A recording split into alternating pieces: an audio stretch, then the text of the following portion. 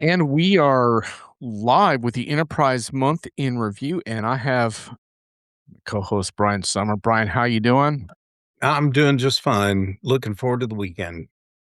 Yeah, before we went live, we had a really scintillating section on enterprise executive movement gossip that the viewers missed out on. That's rough. Plus, they missed out on your ranking of the Gaylord hotels. Uh, but don't worry, viewers. We've got some much better content for you in store today, including Meg Bear and Amy Wilson, the dynamic duo who are going to be in the hot seat responding to Brian's bones of contention about HR tech. What could be better than that, Brian? That's pretty good because they got to do the answering. I just get to ask the questions. But anyway, well, let's not paint the picture quite so whatever antagonistic, or we won't have any guests when we get to the halftime. Yeah, right. No, but in all seriousness, I am really looking forward to hearing what they have to say. And if you are in the stream, please comment. There's usually a slight delay on the LinkedIn side, but you should see it fine. If not, let me know and I'll make sure you have the YouTube link so you can check it there. And with that, we will get into our agenda if I can remember how to advance the slides. Oh, hi, Manny. How are you? Thanks for coming. And the emoji hello as well. I always like to see the versatile use of emojis in our chat. And yeah, and one of our guests is already in the studio, Brian. So we gotta stay on pace here. So tell them about the agenda today. All right, we did a couple little changes to the agenda. For once, I finally took the unpredictions off of here. Oh my God, it's That's gone. that's been a 6 months request from John Reed, and that service ticket finally made its way to me, and I took care of that. That's number Wow. one. Number two is I actually I don't know about John, but I really am looking forward to the halftime piece, and we're going to move up the order of things a little bit. I've known both Meg and Amy for a long time, but my best little Amy story is one time she was running a Q&A with industry analysts at, I think, an SAP event. And I, of course, I'm like one of the first to have my hand up, and I go to ask a question about engagement. And before I could even finish the question, Amy cuts me off and says something to the effect of, Brian, I can't talk about engagement until you bring me at least a dozen roses. And that was I was in that whole setting in there. And I thought, I like this woman. She's got moxie. Well, we're Anyway, about to find out if the Moxie continues, but we're not quite there yet. Just want to say hi to a few folks. Hi, Tracy. Always good to mm, see you.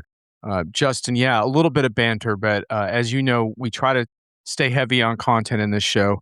So we will get to your content shortly if I don't get arrested by this cop that's driving by. Justin, yes. Oh, and Thomas, right. Hey, Thomas, how you doing? Oh, we're gonna get some savvy snark in the chat from Thomas, I am sure, before it's all said and done. All right. uh, So Brian, should we proceed into our stories?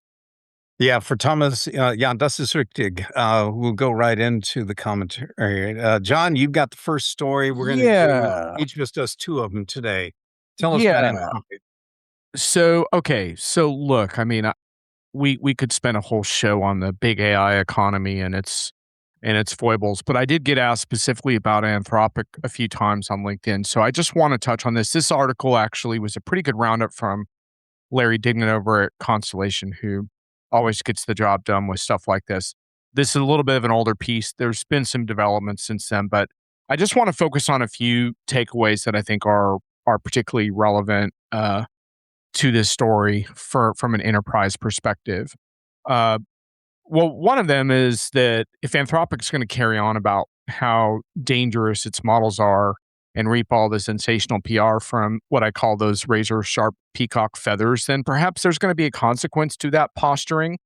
And the irony, of course, is that other models might have the same vulnerabilities, which Anthropic rushed to point out. But when you're gonna when you're gonna be dangerous in your viral marketing, you can't then try to be safe when it comes to regulation. So I think that's a hard and good lesson for them.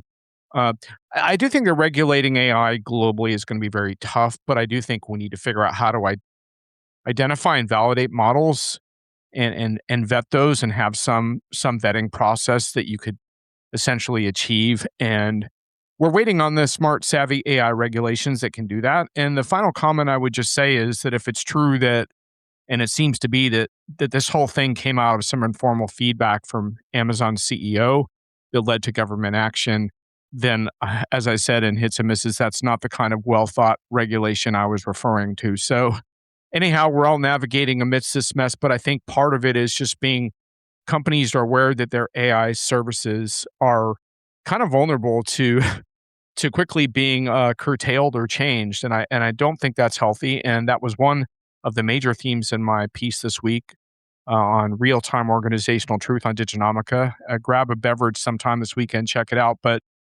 a key component of the piece is to urge customers and vendors to declare a little bit of independence from frontier models and realize you don't always have to be dependent on these folks, which is good because who wants to ride that roller coaster with them when you're trying to get some friggin' results out of this technology? So, Brian, any quick comments before I move to the next?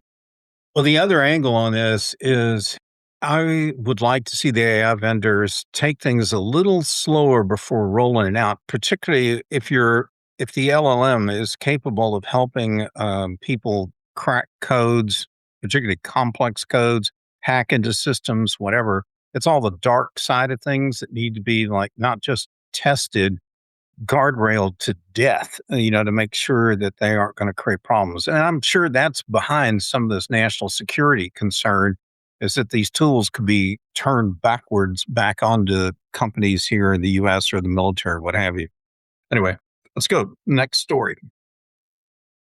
So, yeah, this is totally not an AI story, but I am a sucker for a really potent piece on getting enterprise projects right. Wow, this slide looks a little bit jammed up on my view. I hope you guys can see that. Okay. Ted Rogers at UpperEdge has been doing this for a long time. He gets it. He points out how it's about selecting the right vendors and how do you govern those vendors once you select them. He talks about PwC being quick to name clients' gaps, other vendors' shortcomings, third-party dependencies, but what they almost never do is name their own firm's failures with the same directness. Ouch. And Ted's got a ton of zingers in this piece and some really good advice. Uh, but he talks about how vendors offer reassurances, but not facts about where they failed and the performance gaps that need to be addressed. But it's really not just about taking shots. It's basically advice on how customers should be managing these relationships. And I would just add to Ted's feedback that I think the overlooked component in all of this is elevating some type of independent auditor or advisor at different points to kind of keep your prime vendor on track and in check because these things are uh, always difficult to manage. I love that line about think of it like the vendor can hallucinate, not out of malice. But anyway, Brian, any comments? What did you think of the piece? I like the piece. It's short and sweet, but it really hits. Pretty much every sentence has got a body blow in it. And and he's right. The way a lot of the PMI roles go and on these big projects and transformation deals, um, there's always going to be a conflict of interest if the PMI person is part of the major systems integrator that's working on the project. Are they really going to out themselves for screwing up? And the answer is probably not. And there's going to be a lot of pressure up and down the chain of command of their firm to paint a better, more rosier picture so they can sell additional follow-on work, scope creep increases, and everything else. So it's worth a quick read. And in fact, for those of you working in a company that's got some big change initiative underway, somebody might want to flip the link on that article to your lead IT executive and make sure they're on the lookout for some of the problems that Ted pointed out. Good piece. So we'll get to yours, Brian. Justin, just real quick on the highly context driven roles trying to be force fed into AI agents and push back and backtrack. Yeah, I actually wrote a lot about context in that piece, and we're not going to geek out on context today, but you're right, and I think that's sort of the crossroads that we're at in the enterprise right now. Is are we getting results, or are we just trying to automate things prematurely. So anyhow, Brian, let's go back to the deck. I want to get to your stories, and then we got to get our guests on. So Yep. Well, let's start with this one. This is a piece about a fellow named Dr. O. And some of you have probably heard him. This article is out of The Guardian. And apologies, I don't know why things are getting stomped today. That may be a live stream issue or whatever. But this is a great article to read. It's long, but this guy's got a point of view around AI that's a bit contrary to all the hype that you read today. He doesn't. He's not convinced that by even the silly things we do, where we apply human skills, capabilities, emotions, whatever, to describe capabilities we want out AI, that's not the right way to go. He keeps describing AI as something no more than a word predictor, what will be the next word that comes out, what have you. I can't do justice in just a minute or two here trying to describe everything that is jammed into this great article, other than just to say, you guys really need to go look this up. It's on The Guardian. And again, his name is Dr. O. That's the interview subject. It's a fascinating read if you want to understand what some of the other dark side of AI issues are out there in this world. yeah, and he just put out a new book. I mean, Corey's famous for the enshittification phrase, which is a really potent way of describing how the internet business models devolved into actually inferior services and experiences as it became more commercial. And arguably, a lot of that is happening on the consumer side of AI as well. Mhm. Dr. O isn't intimately familiar with enterprise AI, but I still think a lot of his criticisms are well worth taking into account. And the Centaur reverse Centaur thing is really interesting because it has to do with so much of this is how you frame it, where I don't want to try to explain which one is which, but the bottom line is he's juxtaposing, are you using this technology to make human work better and better? Or do humans essentially become like an approval mechanism, hitting the word approve on a stamp while the technology takes over Mhm. too much of, arguably more than it should, and turning humans into robots essentially. And so I think companies have a lot of choices that they're facing around that, and he's really good at articulating those choices. So I would also recommend checking out some of his YouTube interviews because they're really good. Okay, so just real quick, I want to catch up on a couple quick comments. Tracy says she was stalked by an AI bot this week and had the joy of trying to move internet and electricity accounts through AI agents. I want to like this technology, but they are making it difficult. I think that's a really good summary of where a lot of individuals are at with this. And Thomas says he likes the headline. I usually say one needs to have a serious character flaw to become a billionaire. Indeed. Oh yeah. Oh, hi, Brent. Yeah, yeah, yeah. It's hard to get me to gush. I will gush over Corey though, because I think he's one of the preeminent critics, and he's not a luddite. He understands the tech pretty well. Okay, let's get to your next real quick. So this one is an article in Fast Company this month, and it's about world models. And I touched on this once before in an earlier month in review, but this is a longer piece, and it takes you a lot deeper into it. And the key point here is, we're knocking out one kind of AI challenge after another. There's still the difficulty with trying to bring context into AI. There's still difficulty coming up with an artificial general intelligence capability and so forth. What this is, if you can imagine, is figuring out how you tie together all kinds of real life objects, if you will, and use AI to start figuring out what the interactions and everything else from one to another would be. This company can basically put together a 3D AI kind of world that represents your world and define all the characteristics there. And that's great if you want to do things like generate footage for movies or what have you. It's also critical for rideshare technology, for example. And one of the examples in the article is how a rideshare company really needs to know the difference between a stop sign on a post and a stop sign that folds out from the side of a school bus? Do both of them mean you have to stop? And what are the rules there? This whole discipline around building world models is going to take a long time to knock out, I suspect, because it's not just the rules from one object to another and all the different dimensions around a given object, but it's also tough because you have to have context. You have to understand, like in that stop sign example, when is a stop sign really something you have to pay attention to, and when might you be able to let it go? And it's a look into the future. I only recommend that you take a read through on that one to understand kind of one of the next chapters that may evolve in the AI frontier. And that's really the point of bringing this up. Tracy points out that hallucinations are prevalent. It can be pretty funny as long as you don't need it to actually help you arrange the furniture. Indeed. Well, hallucinations are only funny when they don't have consequences, which is sort of the problem, I guess. Yeah, the world model space is interesting, and I linked to an article in my real time intelligence, real time truth piece about world models, because a lot of the luminaries that have become frustrated with LLMs have moved into world model development.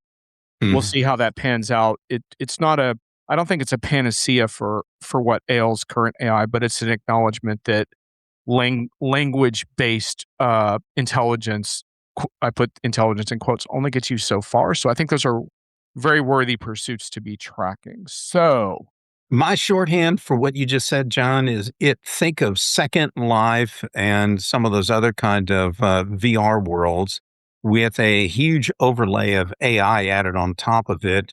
And then you kind of start to get close to where the world models are trying to go. Anyway, yeah, the exactly. halftime show. Yeah, and there's some really interesting stuff because like you could build them for very specific environments like a factory, and that could be pretty compelling. Okay, Justin, I think so many people misunderstand the work needed to even get a data-driven culture to even enable AI correctly. I think we have a hunch we're going to get back to that, Brian, during our. Oh, yeah. Justin's speaking my Justin, language. just hang out because I think we're going to get to some stuff you're going to like. Brian, we're here, man. Do we have guests? We do. Check it out. They even have like a cool publicity shot. We need to get one like that, actually. They would have us on a funeral pyre already lit and torched. But anyway. I do think you guys should get a really good photo shoot, and I would definitely recommend Heather Bussing for that job. So, okay, all right. Heather gets a shout out. Yes, Heather's good. Heather's good people, and great people. Yes. I don't know if Amy heard me at the top of the deal. I did. Brian, where's your flowers, man? Did you bring the flowers? Yeah, We've been waiting I for still haven't gotten them, John. Nope. Oh Still my God. waiting. Still waiting. Hey, I was a cheap date a long time ago, and still am, I guess. But anyway, out of respect for your domestic commitment, Brian, I won't comment further on flowers for Amy. But I just want to point out that's a loose end. You left that hanging. So the Meg and Amy show is here. This is kind of like a show mashup. Isn't that cool? It is indeed. It's like worlds colliding, I think. Yes. Yeah. Do you want to just tell us briefly about how the Meg and Amy show became this dominant franchise? How did you cook this up? Amy, you want to start? Yeah. Well, so I guess it was about a year and a half ago that Meg said, I think we need to do a podcast, Amy. And if you know us at all, then you'll know that our history is that we've worked together in a variety of different configurations. I worked for Meg worked for me. We worked side by side, etc. But I always have worked for Meg, no matter what configuration was. So when Meg says we're going to do something, we do it. And that is why we are here. Yeah. Well, I for one welcome outspoken media content in the HR space, and I know that Brian does too. We've got a real treat for the two of you today, though, because you get to react to Brian's bones of contention about HR tech, and you don't even know what he has cooked up yet. So this is going to be we're coming in blind, but yeah, this is live without a net. I feel prepared no matter what, because I tend to enjoy these bones of contention. So Brian, why are you so grouchy about HR tech, man? Uh, and like the first system I ever had to fix was a payroll system. And then the second system was a payroll system that I had to rewrite for a retail or hospitality company. And then the third one I had to deal with, and it just went on and on and on. The last one I think I did of any real import was trying to shoehorn SAP HR payroll information into an old PeopleSoft system. Don't ask me why anybody would want to do that, but that's what my job was. So, by the way, in full disclosure, my wife was not only an HR director, she was a headhunter as well a long time ago. So, we can have some very frank conversations about those issues here at the house. Oh, hey, Uh, Brian, we forgot about the chair. Oh, yeah. I thought y'all needed a much bigger chair. And I took this picture in Casey, Illinois. If you're ever out that way, you might want to try and get a new photo up on top of that thing. It's a rocking chair that must be, I don't know, 80, 100 feet tall. It's Wow. unbelievable. Are Uh, people allowed up there?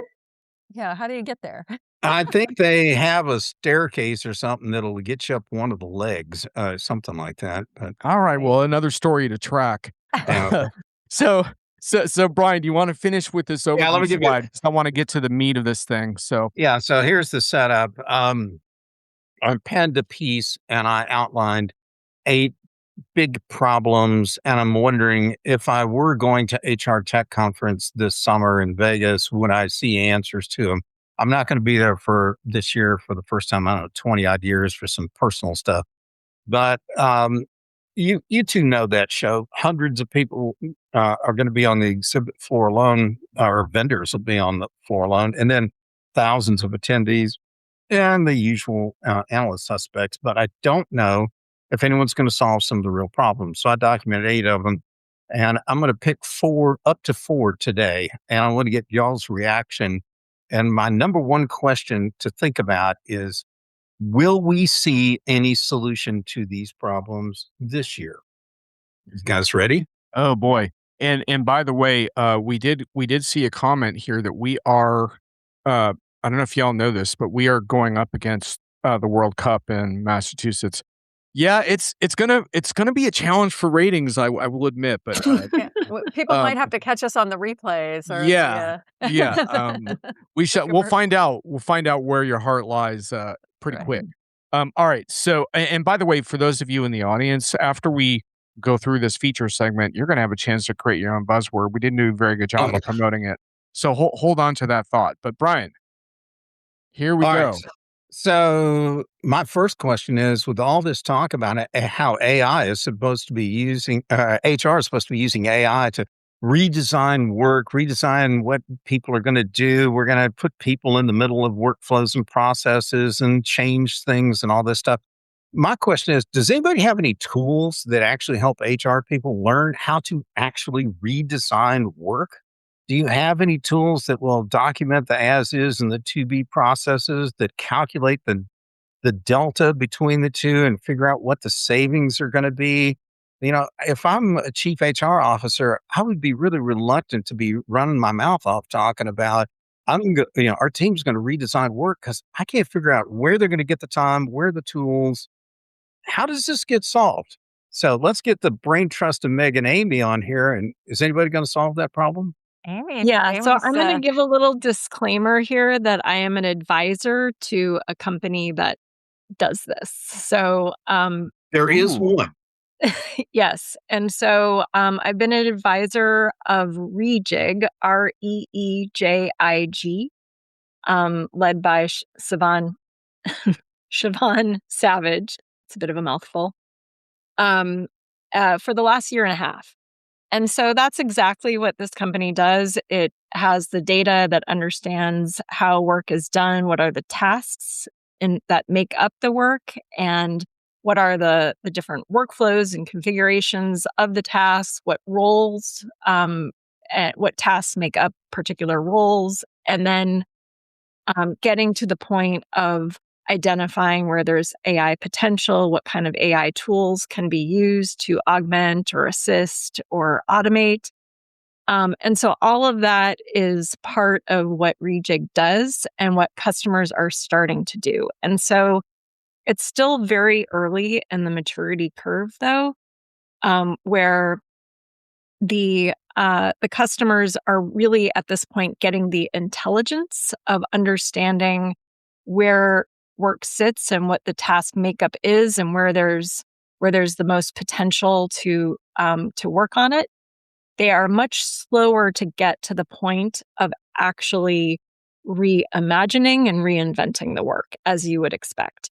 And a lot of that has to do with some of the things that you brought up, Brian, which is like, well, who does it? Who do we get to collaborate on this and to build the new workflows? How do you do that? How, there aren't any paved paths.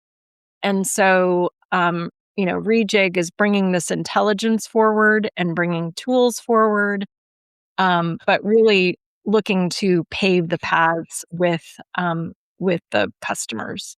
And so that's happening at some of the biggest companies right now, like JP Morgan Chase, Eli Lilly, Micron, J&J. Like they're all customers that are at various points of trying to figure out how to actually take this forward and actually make change. I guess I would just want to layer on something that's a little bit less specific to the tech and a little bit more about the business problem. And it is possible for technology to do what Amy describes, to analyze what's happening, to give you information about how you might think about it, et cetera. But I think the real unlock that businesses are hoping for gets into the, new organization models and new operating models. And I think the place where that gets stuck is not necessarily the technology, but in clarity of what are the initiatives that we are in need of reimagining and redesigning. How do we want to reshuffle to create value in this new world? And how do we think of opportunity? And the challenge in not getting that right gets to the reductive stories that we see today, which is, hey, let's just fire 30% and assume that AI will just pick up the slack and everything will work out beautifully, right? And so this is the thing that I think we need to get clear in our heads is HR is not the only one that can or should be driving this sort of business opportunity transformation. It needs to be a strategic conversation with the executive team and the board about where are the levers for value creation that we want to go after, and then how do we bring the technology into that storyline. And I think that's where we're going to still be frustrated this year because, again, to saddle HR with the responsibility of reimagining the entire business model and the operating model for that execution without aligning it with the business strategy and the business opportunity is a recipe for failure definitionally. So don't worry, you'll have a lot to be disappointed about, I think, in progress. Yeah, I think just to kind of sum up, I think the tools are going to be there, but the how to actually do it is not going to be in a form that you are satisfied with or anyone is satisfied with. So, Megan, Amy, you know this by now, but Brian's a pretty salty and tough grader of responses. I deal I'm a teddy bear. so just so you know, if you take a little heat back and forth, don't take it personal. I take it all the time when we discuss these things. I just want to make one comment, which is like I generally really agree, especially about the pressure that goes down on HR departments and directors who are essentially swamped by a lot of AI related pressures and hiring and talent pressures as well. But I would put more heat, I think, on HR tech vendors, especially the deep pocketed ones, to take Brian's slide number 1 more seriously in their talking points and narratives. Because, Amy, that sounds like a worthwhile company, but I certainly didn't hear that from some of the big players this spring. Anyway, Brian, do you have anything you want to add before we go to your next? No, I'd say kudos, ladies. Y'all hit a lot of the right points, although I still think it's going to be, we're going to hear is crickets chirping in the press room with vendors not pitching a great solution here yet. So, okay, that's fine. Just real quick before we get to the next, Katie says lots of leadership level decisions need to be made before we ask people to build and execute. I think the topic of like buy-in and morale right now, in my opinion, is really huge. And I think Justin, you left the chat, but I do want to quickly call out one thing you said around disparate data sensitivity, timing of data, and data-driven cultures have been making this more of a fool's errand. So let's get back to that topic as we go. Okay, Brian, number 2, drum roll. Here we go. Oh, this is a favorite. There's still real problems with bias in AI, and you don't find it written up as much in some of the regular trade press, but you do find it in the academic papers where they do a lot more studies. The bias is a problem. There's also still the problem of time constraints with HR people recruiters only spending like 3 seconds per resume or application. Yeah, that's a real great way to evaluate somebody. And there's a lot of applicants who really just feel like they're wasting their time even applying to positions because they'll A, never hear anything, and B, they'll never get hired because they know the systems are gamed in different ways.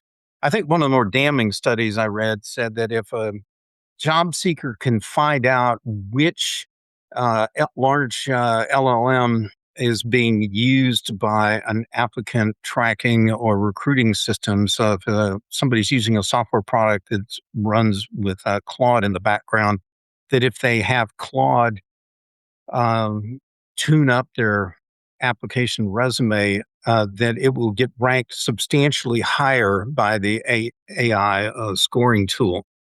So shockingly, Claude likes Claude's work. And yeah. Claude hired Claude. Wow. Claude, very complimentary of Claude.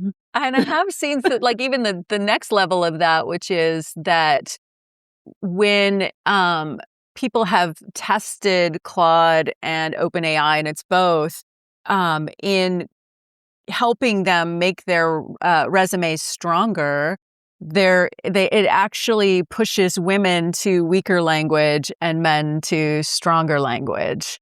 Mm-hmm. So, Yes.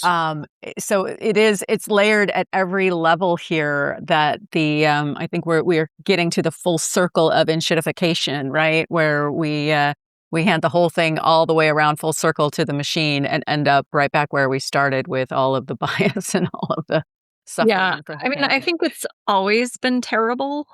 And it's just getting worse and worse and worse. And the question is there an opportunity for it to kind of completely go 180?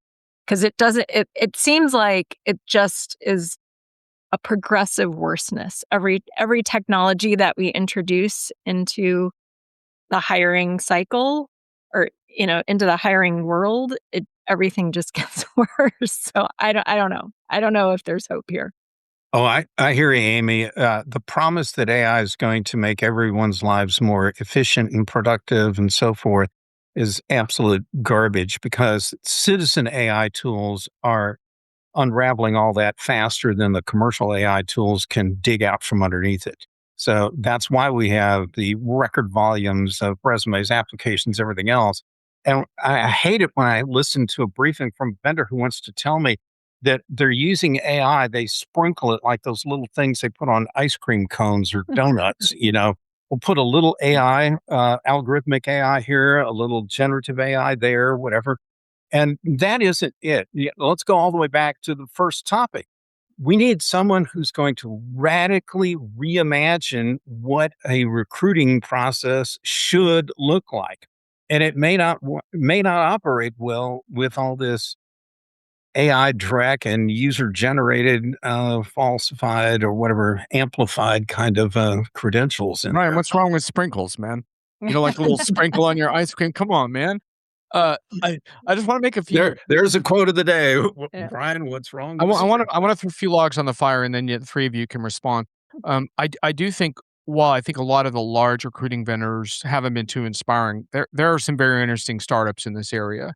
Um, I also want to point out that these models are actually pretty good at pointing out the flaws in your work and culture, but you have to ask it to. Out of the box, they will not. But if you say, "Will you analyze our organization first for leadership weaknesses or whatever?" It will do that, and it's pretty good at it too. So some of this is figuring out how to use the tools in ways that challenge you and spar with the tools instead of just expecting them to reinforce every stereotype that you might want. And along those lines, they're really good at pattern detection, which to me implies that you could use these tools to identify bad bosses where certain kinds of workers were not being promoted. And of course, HR tech vendors don't want to touch that. But I think you could build a bad bosses identification AI tool pretty effectively. And one more thing, which is I think you could also use these tools to be more inclusive in your hiring and less algorithmic screening. And I talked with one recruiting startup about that, and they had some interesting answers. I mean, this is still an area that's not well developed, but there's ways, for example, of identifying candidates when you're not doing brute force screening methods on they must have this degree or this credential. They can actually surface really interesting candidates. So why don't we do more of that? So I think a lot of this comes down to not the technology, but do we have the stones and conviction to apply it in a way to make workforces better? Anyway, I'll throw it back to you. Yeah, I have one layer over places where I see optimism. I also have a lot of optimism for improving the interview process, the human connection with people, and helping both make the candidates understand the role better and the company up their game a little bit on how they interact with candidates and all of that. So coaching for the interviewers, giving quantitative information about how you're assessing in those moments. So again, I agree with you. There's a lot of really bright lights, but they're not the kind of thing that we have been focusing on in the past, which was let's just up the volume on both sides, like flood in a lot of candidates and then auto screen and turn it into a full computer-based thing. I think there's a lot of things you can do to improve the process with technology that is not going after that part of the problem. Brian, anything else before we go on to your doozy number 3? Oh, he's building. Yeah, the waters are as getting well. deeper, man. Oh man. Let's go. I'm kind of mindful of the time. Okay. Got, I think 2 in reserve here. So let's see what's what's the next one. Oh yeah, this one's for you, Amy. I put this right in there. Empathy, culture, and engagement. Because it's the only good culture you get in a yogurt container. But anyway, this one, do they really matter in the AI age? And I asked that question because if I were a vendor and we had to prioritize which HR modules we're going to build, might I put these at the bottom of the list? This is my question. Because with companies who don't care about stripping out all the mid-management levels on a company, who just fire people and blame it on AI, whether that's really true or not, I'm not convinced that the market really appreciates these kind of capabilities anymore. Now, I'm being a devil's advocate here, or just being a devil, but am I going to see some solutions like what do these look like in the AI age when I gut the middle of a company right out, from its workforce and treat people with where people only interact with an AI bot and never talk to another human being? What is that world? And Yeah. Brian, did Dan sponsor that slide, or what was up with Ooh, that? yeah, I'm good just question. curious. Yeah. What's up? We need- Yeah, Good what's question. up We we got to need work to on our sponsorship. Do we need a disclosure? Or Okay. does yogurt mean empathy? Like you give somebody a yogurt? Oh, a yogurt has a good culture. I don't know what the Oh, vendor. culture. Yeah, There you yeah, go. exactly. There Yeah. you go. All right, Amy, you're on the spot. I missed that entirely.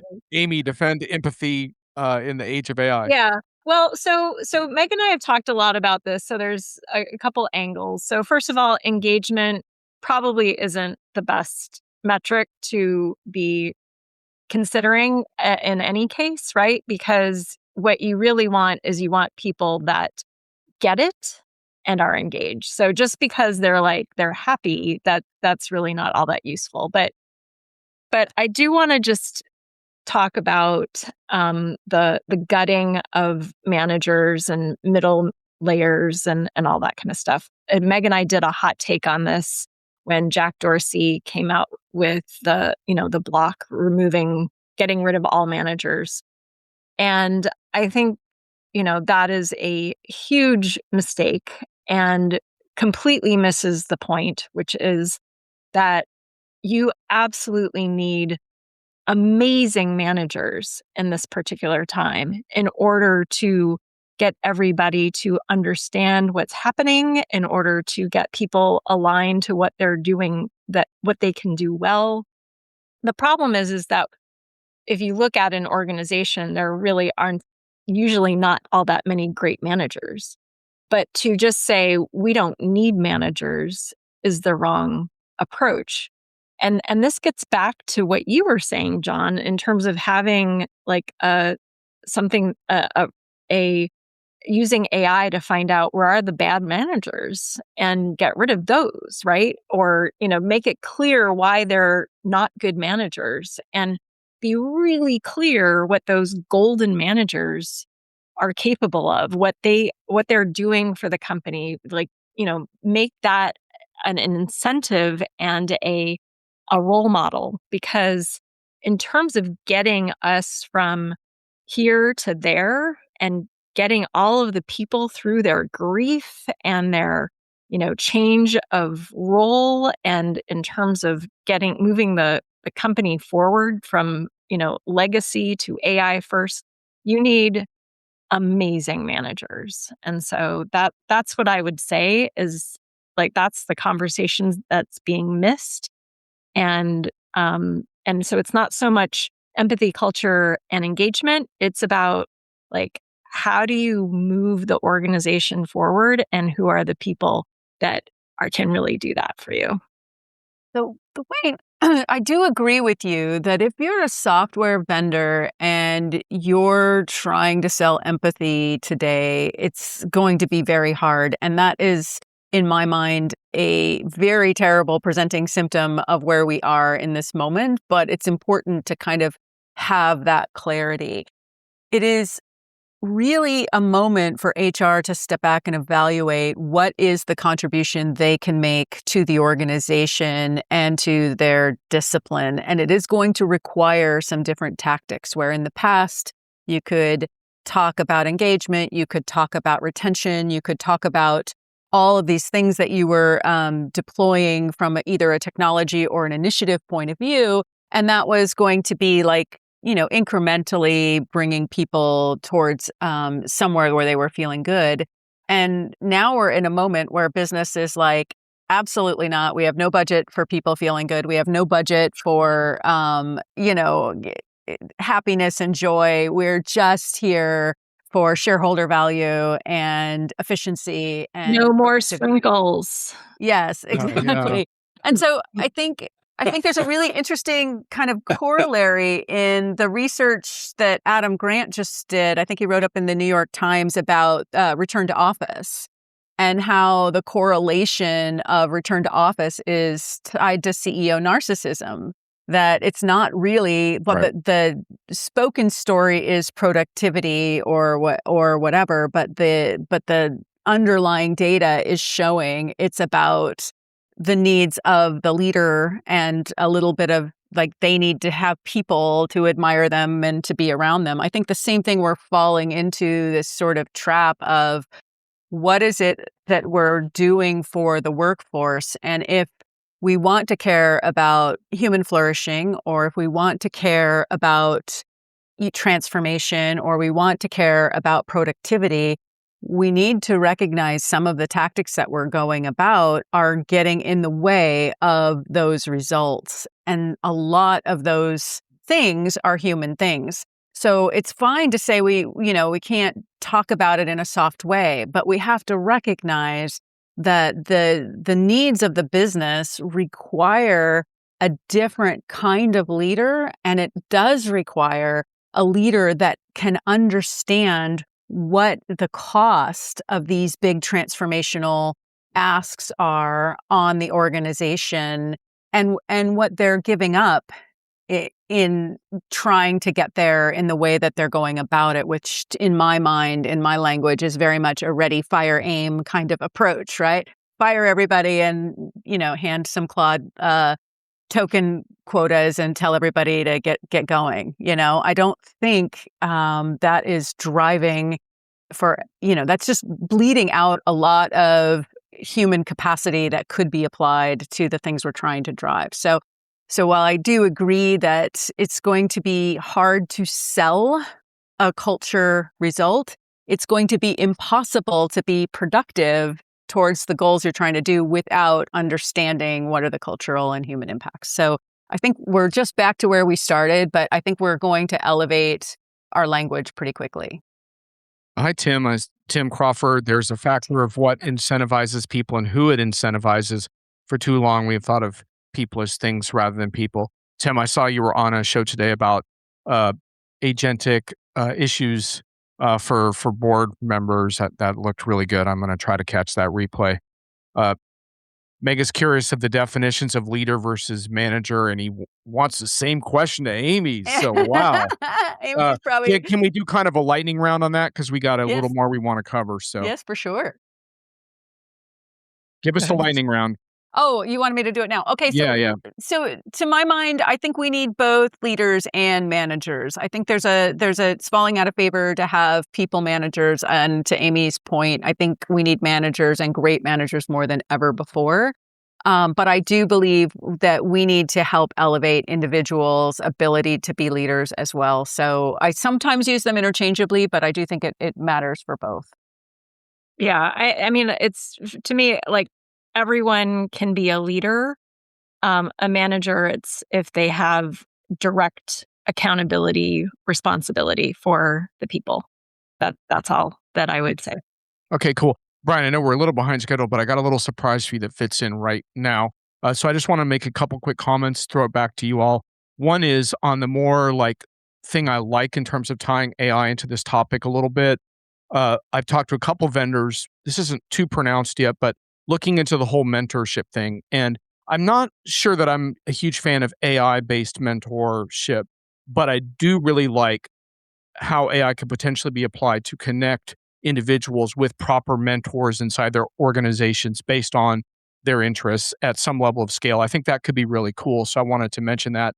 On the maybe not quite as cool side, Brian, and here's your surprise, it's not like engagement's going away. Or there was a video about AI-driven employee appreciation programs, platforms that turn appreciation into leadership intelligence, Brian. So AI is about to turn employee appreciation into a measurable statistic, a science.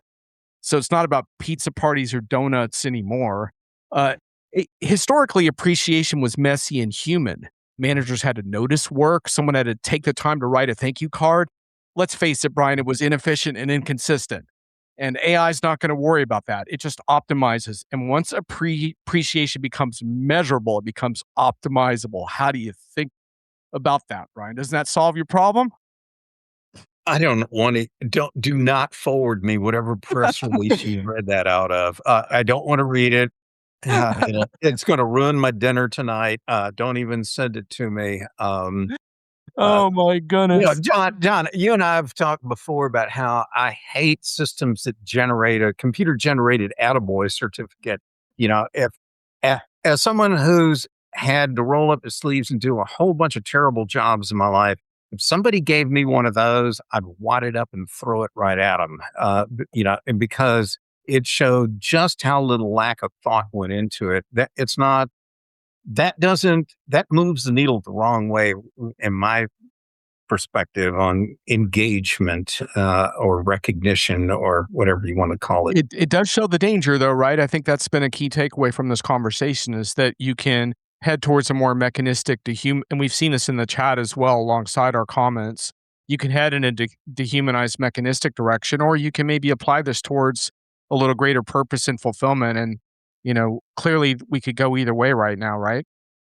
Well, whatever you're saying is driving more comments coming in. So, Tim's got AI augmented mentorship. Augmenting people is okay. Wholesale replacement of people with AI is problematic on a number of levels. Yeah. Well, agreed. that's a monster topic.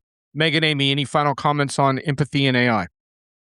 Well, first off, thank you for having us on the show. And I guess what I would say my final comments is this story isn't fully written yet. And one of our goals on the Meg and Amy show is that we have a lot more agency to invent the future. And now is the time. I think we all need to take quite seriously the fact that, we as humans, we value being seen, we value contributing, we value working and doing hard things. And I think we owe it to all of us to figure out how to do this better. And if that's a meta empathy, you bet. But it's also, I think it's actually measurable in the sense that we're going to start seeing a lot of people get this wrong. And we're going to recognize it when we see it. I mean, you can just look at the headlines we're seeing about Meta right now and how unhappy everyone is and all of the kind of ins and outs of that, to know that we are creating more drama and less productivity as a result of some of our behaviors. So I think we have an opportunity to really turn that around. Great point, Meg. Yeah. Brian, I'm tempted to skip your final one because I think that was a good close. Shall we skip that?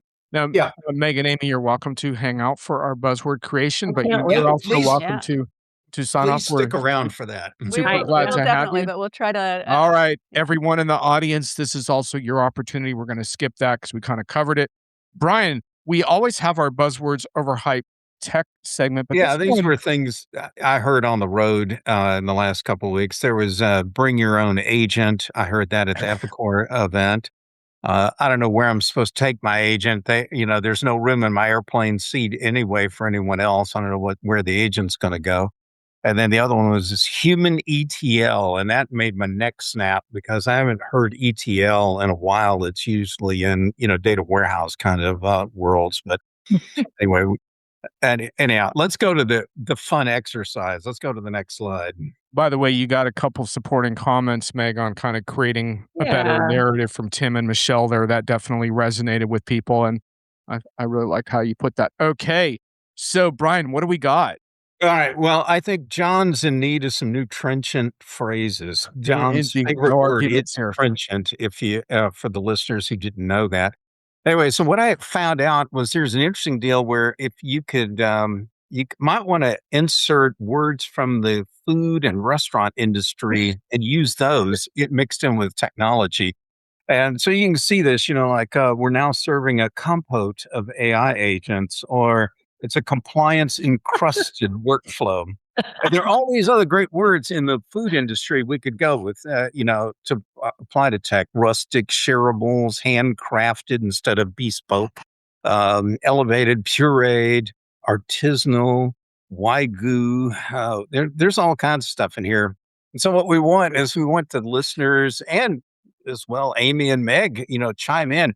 Is there any kind of phrase that just pops off the top of your head that you could slip one of these great words in here? Like, do you have a drizzle of an idea? Well, you have to get some protein in there somehow because there's no food conversation right now that doesn't have protein in there somewhere. So I'm switching to my creatine level model right now. Oh. Yeah, I'm working on a couple of them, Brian. I've got one I just came up with was I do like the agentic orchestration blue plate special. Yes, for sure. You want to get that when you can get it at a special price. No doubt about that. No one wants to get token maxed out of their blue plate special. Audience, do you have any food encrusted AI buzzwords you would like to throw into Brian's collection? Brian, did you make one yourself besides? Well, I was going to say I debated about putting this at the front of the deal, but I thought we'd get nothing but snarky remarks. Oh, we got a good one. Ooh, Thomas, well frozen done. dish of leadership. Ouch. Oh, Wow, Michelle's got the lean protein and veg. I never saw it, but anyway. The twice baked, I think, has a lot of legs. You can go in a lot of places with that as well. Yes. Indeed. Oh, I don't know. some biryani. Farm to table code sounds like it could be pretty interesting stuff to me. Well, keep those coming. Yeah, we were going to do this earlier, but we were afraid that the chat would devolve into a frozen dish. There's got to be frozen- something about a deviled harness, right? Oh, yeah. Oh, yeah. Devil Creating- harness. Yeah. And remember, those were just some suggested words. There's a whole vocabulary out there in the food world. So Yeah, well, I was just thinking, so Amy's husband writes about food and he did a whole series on sous vides. We could probably get that in there somehow. Mm. mm, Yeah, I think I saw some deep fried keynotes this spring. Yeah. buzzword Twice baked. enchilada. I love that. I'm sous videing my agent staff Fluffy, right now. sticky, and sweet. All right. I- What's that, Amy? I'm sous videing my agent stack right now. Okay. All right. Mm. Yeah, indeed.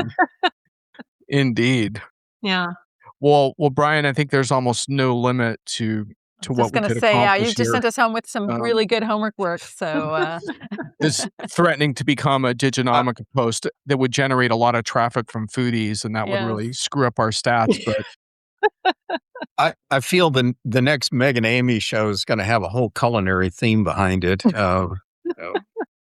Well, you're definitely making me hungry now. yeah. Exactly. Michelle's got the agentic AI taco show Shell. with smart humans are inside somewhere. Uh, Wow. well, keep going, man. Ooh, fermented. Fermented Yeah, we definitely foundational need model. more fermented foundational model. Well done. Yeah. Mm. The tableside Yeah. preparation agent. I like it. Yeah. Yes. Well, you Probiotic. guardrails for your Yeah. side agent, so they Yeah, don't. indeed. Oh my yeah, goodness. The table side has a lot of legs with the forward deploy engineers, right? Oh, indeed. You Right. could swap in table side and forward deploy engineer, I think, pretty well. Well, I don't know. Forward deployed entrees. That could work right True. there. Yeah. There you go. Hmm. Yeah, it could go either way. Twice baked. Indeed. Yeah, you're twice baked forward deployed engineer. Exactly. Exactly. I think No- that no one, doubt. it just works. Yeah. You can't Yeah. really can't go wrong with that one. Or are they Well, the- deviled? Are they deviled or twice baked? I don't know. Good Ooh, question. Could be some I of each. suspect there's some forward deployed engineers out there getting baked as we speak right now. I am imagining that's a big part of it, right? Oh my God. Remember when people used to just have clients, and they did consulting. Now they're forward deployed engineers. Oh my Yes. God. Well, once we quit doing it, it had opportunity to get cool, Yes. Oh my Better God. name, better, yeah. Sounds so sexy, Totally. I derive reassurance that they're stuck in the exit row with me when their So- flight gets canceled. So I know we're hitting time, but I feel like we didn't cover the fact that Dennis Howlett has video of you as a child, John. Oh, yeah. Were you 16 in that photo or video? Yeah. Or what? that was kind of gotcha journalism. So I don't really want Yes. to talk about that too much. I never signed the waivers for that to be released. So Ah. I want to talk about it because he had clean cut hair. I know. Yeah. I'm telling you. I'm like, who is this kid? I wasn't that young. I wasn't that young at the time either. That's the crazy Oh. thing. Ah, It was probably like 42 or something.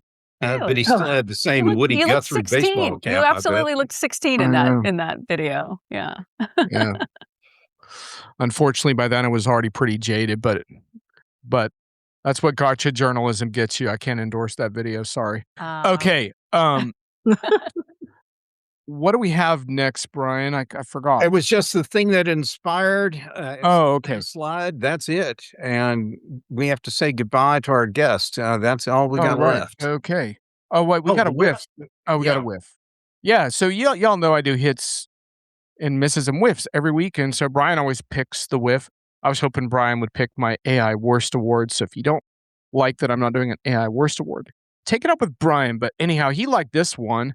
And this was a Tesla on autopilot careening into a garage. And Brian says he thought it was all because the autonomous software had no back door. So the enterprise humor continues. Wait a minute. I think given what we just talked about on the foodie stuff, there's a DoorDash angle to this that we got to work in here. Anyway. All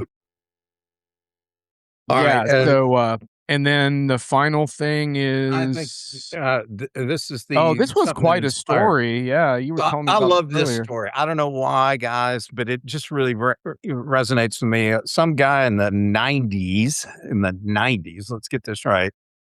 He noticed that Pepsi runs a commercial that says you could have a Harrier fighter jet for whatever it says, like 7 million Pepsi points.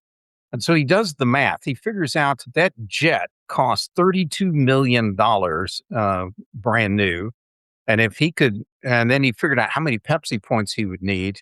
And he noticed the fine print in Pepsi's ad that you could buy extra Pepsi points. So he rounded up some investors and they pulled together 70,000 and change. And he tried to buy the jet. He sent a check to Pepsi and said, now deliver me my Harrier VTOL aircraft. And then a lawsuit kicks off. And he wanted the jet. Pepsi says it was a farce. You can't enforce that. And it went all the way to big time US federal court. The guy did lose the case, but eventually Frontier Airlines gave him the equivalent points in miles. Now the guy's got basically unlimited miles on Frontier Airlines. And that's the story of perseverance, an upbeat note that we want to leave you with, that when smart people apply math and everything else and get the ROI right, they can walk away, maybe not with a jet, but with a lifetime of flight credits behind them. And on Frontier. and the strange twist comes whether it was a reward or a penalty in the end. Yeah, at least it wasn't Spirit, I guess. Yeah. But yeah. Yeah, I don't know. If If you had unlimited miles on Frontier, would you fly Frontier? It's an interesting question for another time. Michelle just asking, not sure what a whiff is. Michelle, every week in my hits and misses, I pick the whiffs of the week, sort of a satirical selections. So that just came out of that, and we just pull one into the show each time. But Brian gets to pick his favorite, so that's how we roll. Meg and Amy's show came through, Brian. Yeah, I must say, you guys, I suspected we're going to be a little anxious because this is a live show and that may not be y'all's cup of tea, but you did just great, seriously. And I know everyone seems to always focus on how bad is Brian going to beat us up today. And that wasn't the case at all. So anyway, good job. Great job, actually, from our guest today. And John, do you want to take us out? Yeah, look forward to future episodes. Look forward to catching you all again. Thank you so much for doing this without a net. I've been through so many video things lately with different vendors where it's like, let's rehearse. I really appreciate your willing to just pop in and wing it. And you did great. So thanks everyone in the audience for keeping it real as always. Really appreciate your satirical comments and your smart comments as well. So we'll do it again in about a month. Until then, catch you later. Thank you.